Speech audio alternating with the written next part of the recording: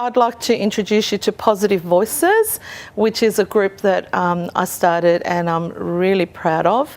And what I'd like to do is expand it here in the North for the women who'd love to come together to share, to learn from one another, to develop themselves, to empower themselves, if you will, to listen to other people, to learn to understand more. My story begins from way back when I was growing up. I'm a child of the Hume, so I've grown up in this area, and my background is of Greek descent. And the way that we grew up in the 70s and 80s was that girls were girls and boys were boys, and I won't go into a lot of that now, but my passion for women and in regards to women having and owning their own voice basically stems from back then. Well, given that I remember what would have triggered that for me would be that there was so many opportunities, let's put it, and support available for the males, but then we lacked that type of opportunity and support for the women. It was there in other cultures, in probably the Anglo-Saxon culture, but I think that it really lacked in the new Australian cultures.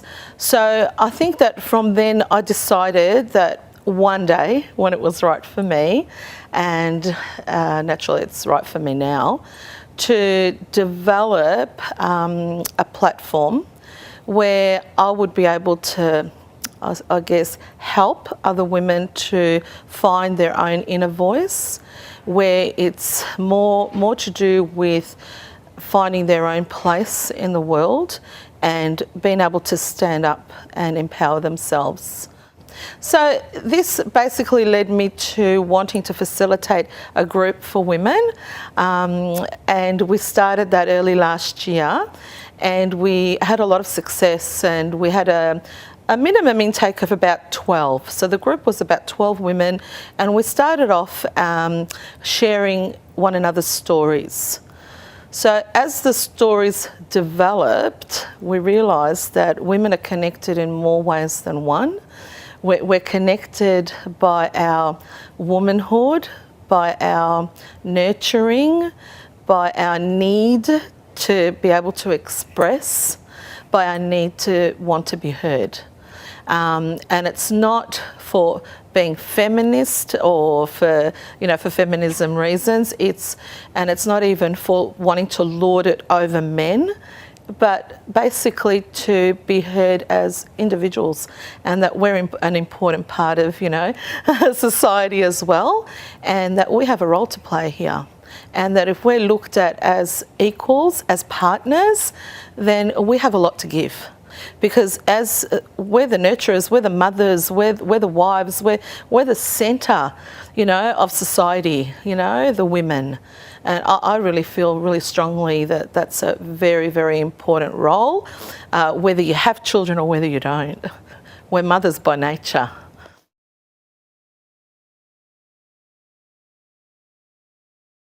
I'm from England. I've been in Australia for 40 years. And the reason for my need to come to the Friendship Cafe in Hume Council is because I really needed to get to know the people that are surrounding me more and more, which are multicultural. And I was feeling very cut off from them and wanted to meet them. And I didn't want to become prejudiced, as it can be very easy to all people. And I came to the cafe, and it's been the most incredible experience. And the one thing I noticed when we did our Positive Voices session was that we all told our story of where we came from and the struggles we've had. And the one thing I learned from that was that we're all so much alike as women. We have this need to care and nurture and look for the positive things in life, to carry on talking and telling our stories to our friends or children or whatever. And it's such a strong urge in us that it was just lovely to pour it out. And because we did that, we've all become so amazingly close in the short space of time. I can't believe it. And I don't think I'd ever want to lose these people out of my life now. It was only a matter of a couple of weeks when I used to walk around the shopping centre where everybody looked so alien to me. I actually really could look at their faces and think to myself, if I look into your face and I can see that you've got a story and that we're all very much alike and we need to get to know each other much better. And the hands need to go not just from me, but to come back to me as well, to reach out. I fell in love with an Australian while I was living in England. Well, I live in England. And within 2 years we got married and we came to Australia, and I was taken to Melton South 40 years ago, which was like a cultural desert for me. Coming from an art college background quite close to London, it was a little bit different to what I was used to. So it was very dull and I cried myself to sleep for a few weeks. I left all my family behind. I could speak the language, but that doesn't stop the suffering inside you, of course. I did find work quite quickly, good work, textile designing and window dressing and quite good art jobs. And then when my marriage broke up after 5 years, things started to go downwards.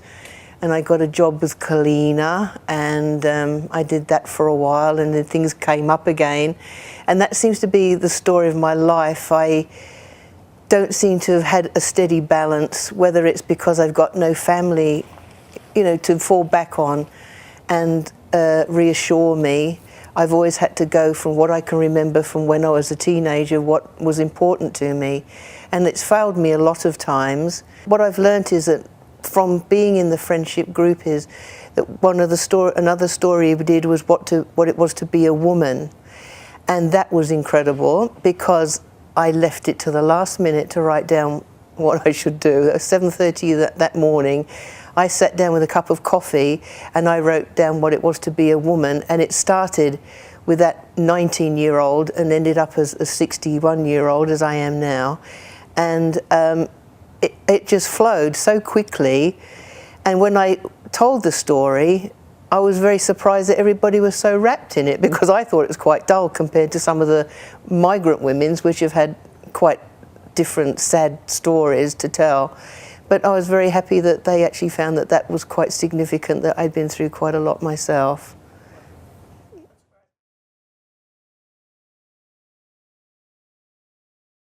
I want to talk about my life story since I came to Australia.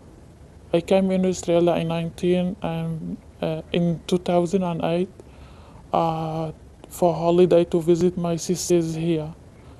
And during my living in Australia, I met a sexy man. I fell in love with him, and then we got engaged. Then I came back to my country, and I stayed in my country for 7 months. But before 7 months, I applied for spouse visa to come back to Australia. And in 7 months, I got a visa, spouse visa, and then I came back to Australia to get married from my fiance. I got a visa 300. I came to Australia in 2009, and then I got married to my fiance. And after months, 3 months or 4 months like that, I realized he cheated on me. He was having a girlfriend, and she was pregnant from him, and then he left me. He abandoned me, and he left me at my sister's with no support. And then he told me he can't to pay for more dowry in Islamic law, and but he will help me to stay here in Australia. And I agree with my fiance to help me to stay here because I couldn't go back to my country because I got divorced from him in my country and my culture, my community. Divorce is very harm to their honor, to my honor and family honor. So I agree with him to stay here, and we we applied for spouse visa here in Australia, and then he gave me divorce in Islamic law. And after 1 year, I got married for another man in Islamic law. And when I was married to another man, he was very bad to me. He was raping me and he hit me very bad physically. My second husband was older than me 15 years. I I just married him just for save myself from my family and my community, and because I'm getting older. I thought no one can marry me anymore because I got married before and divorced. And second husband was married and he had a son, 13 years old. Yeah, and the second husband, treated me very bad. He talked about me in bad way and he called me a slave. He he was very bad. He hurt me physically and mentally. He locked me in the house for 24 hours a day. Uh, I have lots of problem with him. Then he dubbed it in to the immigration. The first husband helped me to stay here, and the immigration refused my application visa. And they had an interview with me.